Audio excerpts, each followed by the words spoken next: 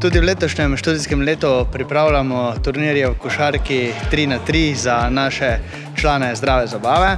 In sicer skupno bomo pripravili 5 turnirjev. Danes smo imeli prvi turnir, udeležba je bila zelo dobra, tako da smo zelo veseli, da tudi študenti igrajo košarko 3x3 in upamo, da bodo vsi nadaljnji turnirji tako obiskani in da bodo nasmehi na obrazu študentov prisotni. Tudi letos smo se na Univerzitetni športni zvezi odločili za organizacijo odbojkarske lige.